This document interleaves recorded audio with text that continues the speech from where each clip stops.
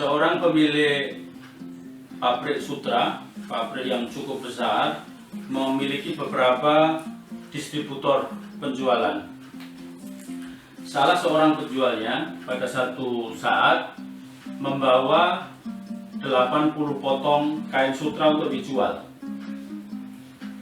Di antara kain-kain yang dibawa oleh distributor tersebut, ada sebagian kain yang memiliki cacat di dalamnya.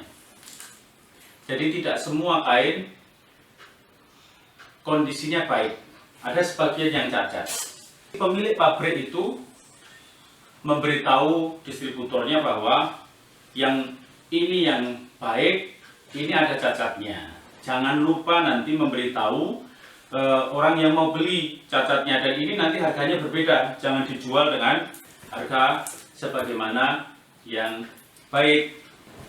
Kemudian si distributor ini bergegas untuk menjual barangnya, dan tidak lama barang itu sudah terjual habis.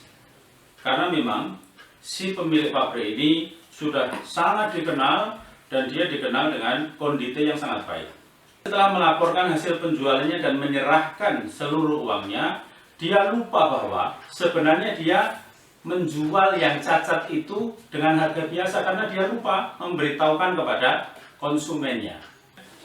Pemilik pabrik ini, produsen ini begitu sedih dan menyuruh bagaimana caranya agar si pembeli itu ketemu. Tetapi usaha itu tidak mungkin berhasil, karena memang jumlah kain yang dijual itu cukup banyak dan tersebar ke banyak daerah. Karena tidak bisa menemukan pembelinya, maka si pemilik kain itu kemudian bersodakoh. Dia bersodakoh, dan sodakohnya tidak sedikit. Dia bersodakoh sejumlah 35.000 dirham. Dan itu kalau di kurs rupiah mendekati 400 sekian juta rupiah, mendekati setengah miliar. Jumlah yang tidak sedikit. Untuk apa dia bersodakoh itu? Karena dia tidak ingin ada sebagian keuntungan yang dia peroleh itu dari menjual barang yang seharusnya cacat, tapi si pembeli tidak terinformasikan letak cacatnya itu. Siapakah penjual dan distributornya itu? Penjual atau pemilik produsen kain sutra itu adalah Imam Abu Hanifah. Dan penjual yang sesungguhnya sangat jujur juga, distributor yang sangat jujur itu bernama Bisir.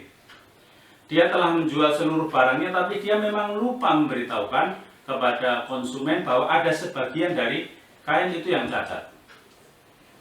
Kalau kita pikirkan dengan logika biasa, maka dibiarkan saja tidak masalah. Hal itu terjadi. Kemudian kalau si pemilik tadi, produsen kain tadi itu memaksakan diri untuk bersodakoh tadi, sesungguhnya sangat berpengaruh terhadap cash flow-nya. Apalagi yang dia sodakohkan itu tidak sedikit, 35.000 dirham. Tetapi memang Abu Hanifah itu orang yang terkenal sangat warok, sangat hati-hati. Dan itu ternyata berimplikasi sangat besar pada bisnisnya. Abu Hanifah itu adalah seorang imam mazhab. Dia seorang guru yang sangat dikenal di Kufah, di ibu kota Irak waktu itu. Dan perdagangannya luar biasa besar. Justru dengan waroknya itu, dengan profesionalnya, hati-hatinya itu, usahanya terus berkembang. Dia memulai sebenarnya berbisnis di pasar itu dari berjualan roti, kemudian berjualan kain, dan akhirnya Imam Abu Hanifah itu punya sebuah pabrik kain yang besar sekali. Dan bukan hanya itu, kemudian mitra-mitra bisnisnya itu pada menitipkan uang kepada Imam Abu Hanifah. Dan beliau membuat sebuah usaha, menerima titipan uang itu dan memutarnya secara produktif. seperti koperasi syariah sekarang, atau BPRS, atau BMD, atau bank syariah semacam itu. Dan ketika Imam Abu Hanifah itu wafat, masih ada titipan masyarakat itu sejumlah 50 juta dirham. Bukan angka yang sedikit, 50 juta dirham. Itu angka yang sama dengan sebuah BPRS besar kalau sekarang. Jadi sesungguhnya kejujuran, berhati-hati di dalam berbisnis, dan bahkan kemudian melakukan mu'aqabah seperti yang dilakukan oleh Imam Abu Hanifah tadi, menghukum diri dengan cara berinfak, bersedekah, itu berdampak kembali pada bisnisnya, tidak mengurangi hartanya, tapi justru kemudian bisnis itu terus berkembang sampai pada tingkatan Imam Abu Hanifah mengembangkan bisnis kainnya, punya perbankan, dan kemudian juga bisa menanggung hidup dari murid-muridnya yang tidak mampu. Salah satu yang beliau tanggung adalah murid yang paling terkenal setelahnya adalah Abu Yusuf. Abu Yusuf itu orang yang cerdas, pintar, tetapi dia anak orang yang tidak mampu. Nyantri di tempat Imam Abu Hanifah, seluruh biaya hidupnya ditanggung oleh Imam Abu Hanifah. Bahkan ketika Abu Yusuf menikah pun semuanya diurusi, keluarganya itu juga semuanya dikafalai oleh Imam Abu Hanifah. Itulah orang yang luar biasa, yang patut untuk kita contoh.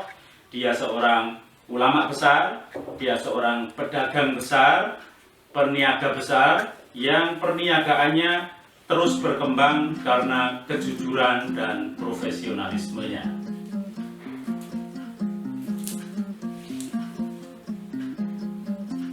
Semoga ada manfaatnya. Assalamualaikum warahmatullahi wabarakatuh.